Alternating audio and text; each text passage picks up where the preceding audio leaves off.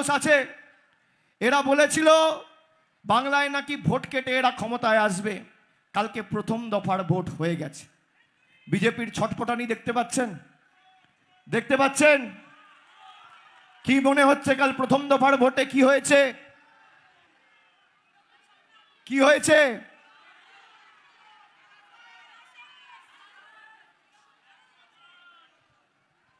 আমি রাজনৈতিক ভবিষ্যৎবাণী করি না, কিন্তু যখন করি মেলে। আপনারা দেখেছেন 21-এও মিলেছে, 24-এও মিলেছে, 26-এও মিলবে। আমি আপনাদের বলে দিয়ে যাচ্ছি, তৃণমূল কংগ্রেস কাল সেঞ্চুরি পার করে দিয়েছে। আর 10 দিন মিলিয়ে নেবেন। যারা এখন ফোন করে বিভিন্ন সাংবাদিকদের বলছে আরে হাম লোগ কা খবর চালাও, ये बोलो वो बोलो, যারা বাংলায় এসে বলেছিল 23 তারিখ বাঙালিকে ঘরে ঢুকিয়ে দেবো, 29 তারিখ বাঙালিকে ঘরে ঢুকিয়ে দেবো, বাংলার মাটিতে আমাদের এলাকায়, যেটা আমাদের জন্মভূমি, আমাদের কর্মভূমি, যেখানে আমরা থাকি, আমরা বেড়ে উঠেছি, ঘরে থাকি, সংসার করছি, সেই মাটিতে গুজরাটের গুন্ডারা এসে বলছে উল্টা করকে লটকা দেগা। আমি খালি স্বরাষ্ট্রমন্ত্রীকে বলেছিলাম গরম বেশি পড়ছে, মাথা ঠান্ডা রাখুন, জল বেশি করে খান।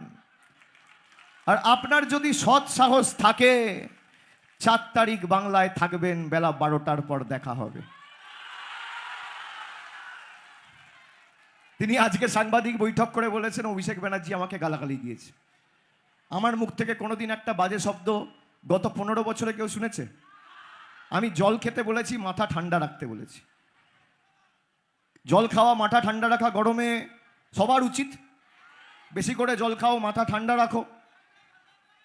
আর আমি তো বলেছি যে আপনারা খালি নির্বাচনের সময় কেন, সারা বছর বাংলায় আসুন। সারা বছর বাংলায় এসে ফুচকা খান, ঝালমুড়ি খান, রোল খান, যা ইচ্ছা কচুরি খান, সিঙ্গাড়া খান, জিলিপি খান, কোনো অসুবিধা নেই। ভাই বাংলাটা কত সুন্দর। যদি প্রধানমন্ত্রী ঘুরে ঘুরে না দেখাতো, দেশের মানুষ জানতে পারতো, বুঝতে পারতো।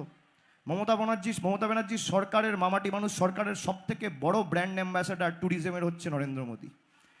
আজকে এইভাবে যদি বাংলার প্রচার না হতো, বাংলার গঙ্গা কত সুন্দর, ঝাড়গ্রামের রাস্তা কত সুন্দর, যেখানে মুড়ি খাচ্ছেন রাস্তাটা মমতা ব্যানার্জির তৈরি করা, ফুটপাথটা ঝাড়গ্রাম মিউনিসিপ্যালিটির তৈরি করা। আচ্ছা, যে ছেলেটা মুড়ি বিক্রি করছে সে বলছে আমার বাড়ি বিহারে, আর বিহারে নরেন্দ্র মোদীর ডবল ইঞ্জিন সরকার, আর পেটের দায়ে বাংলায় এসে মুড়ি বিক্রি করছে। আপনি কি বলবেন এদের? এদের ঢপের চপ এরাই উন্মোচন করে দিচ্ছে, আমাদের কিছু করতে হচ্ছে না।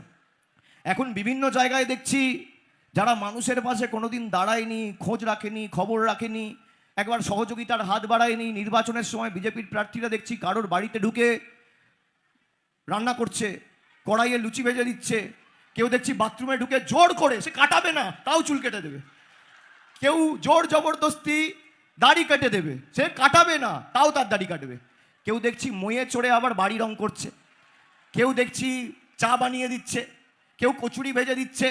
আমি মায়েদের বলবো আজকে কত তারিখ? 24 তারিখ। আর কদিন আছে? 5 দিন। 5 দিন পর এরা ভোকারটা দেখতে পাবেন না। 5 দিন বাড়িতে হাতের নাগালে ঝাঁটাটা রাখুন। ঝাঁটা আছে বাড়িতে? ঝাঁটাটা হাতের নাগালে রাখুন। আমি মারার জন্য বলছি না, আমরা ওসব ভেঙে দাও, গুড়িয়ে দাও, আক্রমণাত্মক রাজনীতি করি না, আমরা শান্তির রাজনীতি করি। ঝাঁটাটা হাতের নাগালে রাখুন। বিজেপির প্রার্থী গেলে এদেরকে দিয়ে ঘর দুয়ার পরিষ্কার করান, কাজে লাগান। 5 দিন পর তো দেখতে পাবেন না। আর ভাইদের বলবো অযথা চুল দাড়ি কেটে টাকা নষ্ট করো না। বিজেপির প্রার্থীরা গেলে এদের দিয়ে চুল কাটাও, দাড়ি কাটা। আমাদের যারা ব্যঙ্গ বিদ্রুপ করেছিল আমরা মাছ খাই, আমরা মাংস খাই, এই ডোমজুড়ে আমার মনে আছে লাভপুরের একজন ছেলে ছিল, ওদের মাছ বিক্রি করতো, মাংস, তাকে জোর জবরদস্তি বাংলাদেশি বলে চড়াও হয়েছিল। কে মাছ খাবে? এই তো ডোমজুড়ের ঘটনা, আপনারা ভুলে গেছেন? আমার মনে আছে লাভপুরে ছেলেটার বাড়ি, ব্রিগেডে কে চিকেন প্যাটিস বিক্রি করবে, কে এগরোল বিক্রি করবে, কে চাউমিন বিক্রি করবে, বিজেপির দিল্লির নেতারা ঠিক করবে। এই বাংলার পরিবর্তন বিজেপির নেতারা আনতে চাই। যে বলছে না পাল্টানো দরকার, আমাদের পাল্টাতে গিয়ে নিজেরাই পাল্টে গেছে। আগে জয় শ্রীরাম বলতো, এখন বলছে জয় মা দুর্গা। ঠেলায় না পড়লে বেড়াল গাছে ওঠে না। যে লোকেরা বিদ্যাসাগরের মূর্তি ভেঙেছিল আজকে হাতে আমরা মাছ খাই মাংস খাই বলে আমাদের বাংলাদেশি বলেছিল, আজকে হাতে বোয়াল ইলিশ কাতলা রুই নিয়ে প্রচারে বেরোতে হচ্ছে। বাঙালিকে পাল্টাতে এসে নিজেরাই বোকাট্টা। আর আমি কথা দিচ্ছি 4 তারিখের পরে মাছের বাজারে নিয়ে গিয়ে এই ভাইয়ের পাশে বসিয়ে বিজেপির প্রার্থীকে মাছও কাটাবো, মাছও বিক্রি করাবো। এরা যে ভাষায় বোঝে বাঙালি সে ভাষায় জবাব দিতে জানে। আমরা কি খাবো, কি পড়বো, কোথায় থাকবো, কার সাথে কথা বলবো, বিজেপির গুজরাটের নেতারা ঠিক করবে, মধ্যপ্রদেশের নেতারা ঠিক করবে। যারা পিছনে কি লেখা আছে বাংলায় একটা শব্দ পড়তে পারবে না, বাংলায় 1 লাইন কথা বলতে পারে না, বাংলা বলতে পারে না, লিখতে পারে না, পড়তে পারে না, যারা রবীন্দ্রনাথ ঠাকুরকে বলে রবীন্দ্রনাথ সাডাল, রানী রাসমণিকে বলে রানী রাসমতি, রামমোহন রায়কে বলে ব্রিটিশদের দালাল, যারা বিদ্যাসাগরের মূর্তি ভাঙে। আজ থেকে 3 দিন আগে যোগী আদিত্যনাথ এসে বলেছে যে স্বামী বিবেকানন্দ নাকি বলে গেছে যে তোমরা আমাকে রক্ত দাও, আমি তোমাদের স্বাধীনতা দেবো। বুঝুন, স্বামীজি নাকি বলেছেন, নেতাজি স্বামীজি দুজন যদি বেঁচে থাকতো আজকে হার্টফেল করতো। এদেরকেও বোধহয় SIR এর নোটিশ দিয়ে ডেকে পাঠাতো। যারা মা দুর্গার বংশ পরিচয় নিয়ে প্রশ্ন করে তারা ভোট চাইতে এসছে বাঙালির কাছে। ডোমজুড় আর জগৎবল্লভপুরে জবাব এমনভাবে দিতে হবে 4 তারিখের পর এই চত্বরে যেন পদ্ম ফুলের ঝান্ডা ধরার লোক না থাকে। এমনভাবে প্রত্যেকটা বুথ থেকে প্রত্যেকটা অঞ্চল থেকে জবাব দেবেন। এরা যে ভাষায় বোঝে আমাদের অধিকারের টাকা, এই যে বাড়ির টাকার আমরা হিসাব দিলাম, যুবশ্রী দিলাম, লক্ষ্মীর ভাণ্ডার দিলাম, এখানে মিডিয়া রয়েছে, ক্যামেরা রয়েছে, আপনাদের হাতে ক্যামেরা রয়েছে, রেকর্ড করুন আমার কথা।